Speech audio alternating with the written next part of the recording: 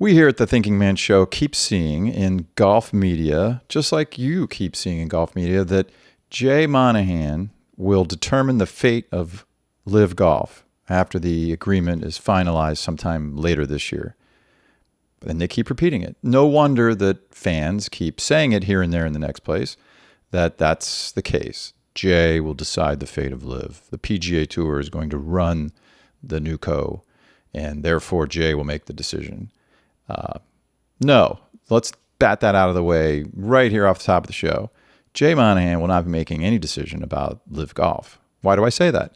Even if Jay does come back and resumes his duties, don't think he will, but if he did, if a new CEO of the PGA Tour, how's it supposed to work? Then the frustrating part here is not you fans that continue to comment here on this show and on Twitter and other golf-related podcasts, etc. It's that the media, the guys that get paid money to do this for a living, are purposefully misrepresenting what the framework agreement says. It's my only conclusion. Dark Star and I have talked about this all the time. There's no other way to read this. I'm holding in my hand a copy of the actual framework agreement, which anybody can go find and read. And in paragraph 4, it couldn't be any clearer. It's crystal clear what the parties have agreed to agree to, because then they have to hammer out the actual agreement. What does the agreement to agree say about who's going to decide about LIV and how that fits into NUCO? Well, it's crystal clear. Let's read it together, and we'll put it down here on the screen. The NUCO board, with the recommendation of the Chief Executive Officer, Jay Monahan, will determine the ongoing plan and strategy regarding all NUCO operations. Well, that's pretty straightforward, even for a legal document. That doesn't get any clearer. The NUCO board will determine the ongoing plan and strategy regarding all NUCO operations. Then, as if that wasn't clear enough, it goes 2 more sentences down. For the avoidance of doubt, the determinations will be made by the NUCO board. Okay. Who's chairman of the board? Yasser Al-Rumayyan. Who's on the board? Ed Hurley, Jimmy Dunn, and others. There's going to be representatives of LIV on the board. Also says that in the framework agreement. There'll be representatives from DP World Tour and the PGA Tour there as well, in addition to the named players. So the board is in charge. Okay. Fine, not a surprise. What are they going to do? They're going to figure out what's best for NUCO. And if the chairman of the board of NUCO wishes for LIV to continue, then that's what will happen. Why do I say that? Not simply because he's the chairman and can steer it that way, but since the PIF is the principal investor. So what does it boil down to? What does it boil down to? And what are they going to be working on these new actual agreements, since this framework is just a letter of intent on that particular issue? I wrote it down. The PIF will decide LIV. Period. Why? Because the PIF is funding NUCO. The PIF is putting the money in. And if the PIF wishes for a substantial portion of that money, or whatever portion is necessary, be directed at LIV Golf versus DP World Tour versus PGA Tour, then that's where the money's going to go. Or the money doesn't go in the first place. So that's why the PIF is running the show as far as LIV's future, and that makes sense. They're not going to put it in there and have somebody else decide what to do with the thing they just created for $1.5 billion. No. Reason number 2, the PIF will decide.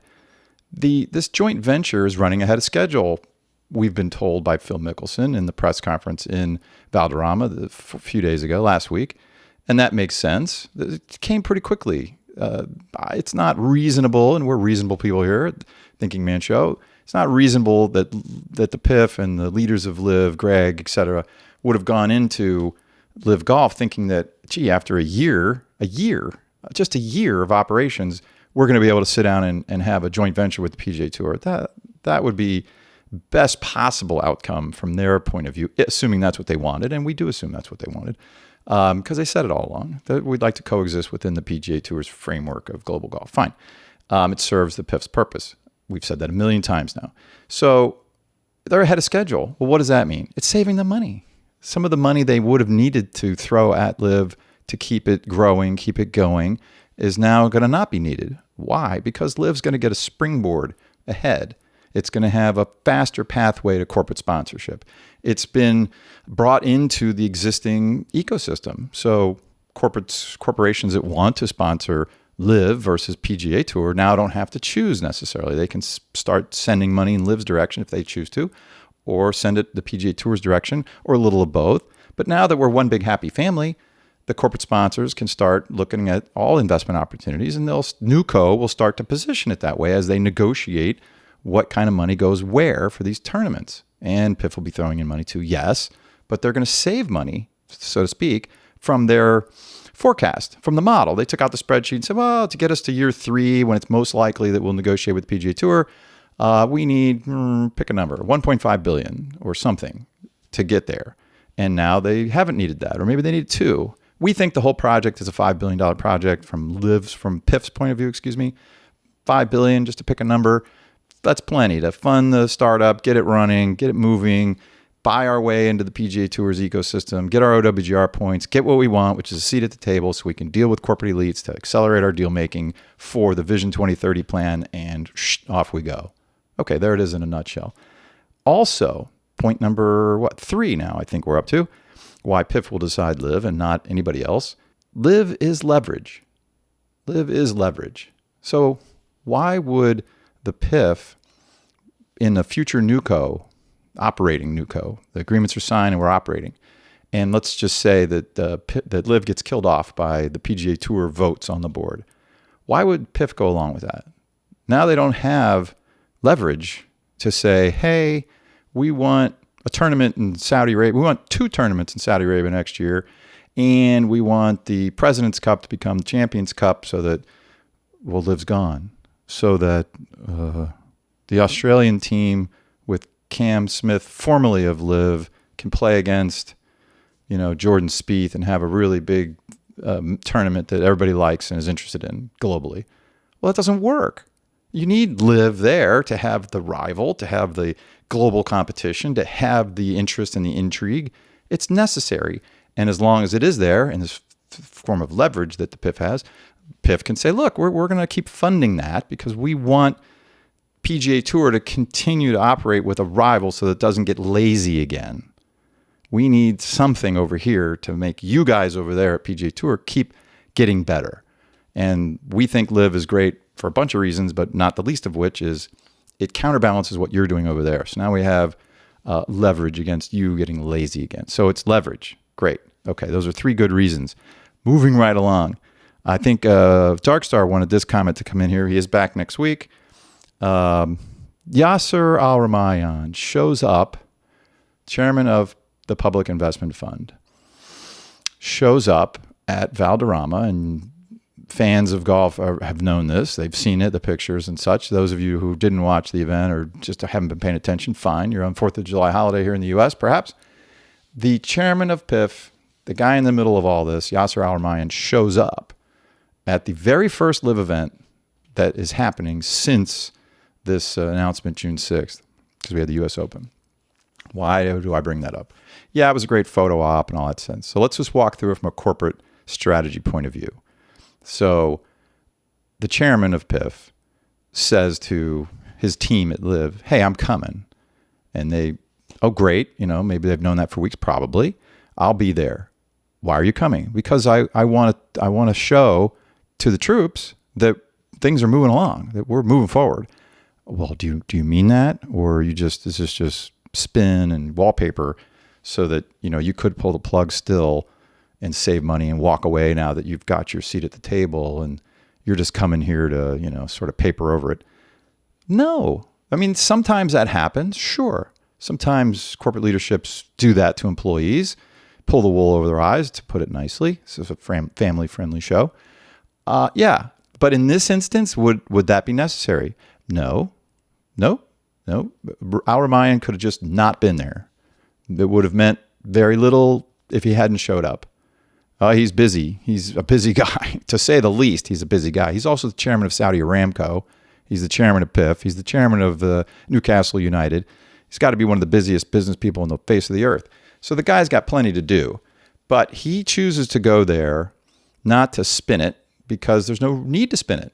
The guys are under contract where the LIV is doing its thing. If I'm going to shut it down next year, so what? I'll shut it down next year. There's no reason for me to show up at Valderrama just to wave the flag of the LIV flag and rally the troops. No, he went there because there was a quote that, hey, this is who knows whether that's true. This is my baby, blah, blah, blah. But he went there and didn't just do a wave and a meet and greet and then leave again. He went there and did he make sure he was photographed with Greg Norman driving around in a golf cart talking to Bryson DeChambeau? That's the picture. He had to know that there was going to be media, that there would be people with cell phones, that he's going to get photographed. He's going to get documented by people there. He didn't hide. He didn't meet in some luxury villa somewhere on the property with Greg and have a chit chat, or maybe with a couple of captains. No, he did do that, but he also got out and about. You don't do that unless you're trying to communicate to the troops that we're moving on. We are in the driver's seat, to borrow the term from our last show. That's why he showed up, because he didn't need to spin. He didn't need to. So LIV had a good week at Valderrama.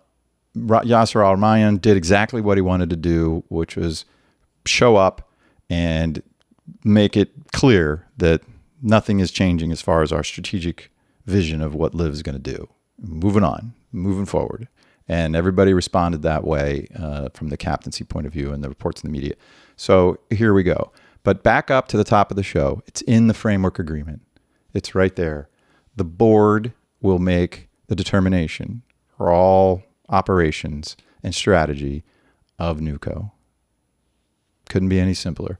All right, till next time. Dark Star is on his way back. We get him back Wednesday, July 5th. I don't think we'll get him on camera, though, until next week. Until then, B-Team is out.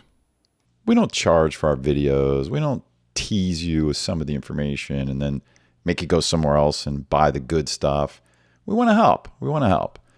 So we just give it all to you right here.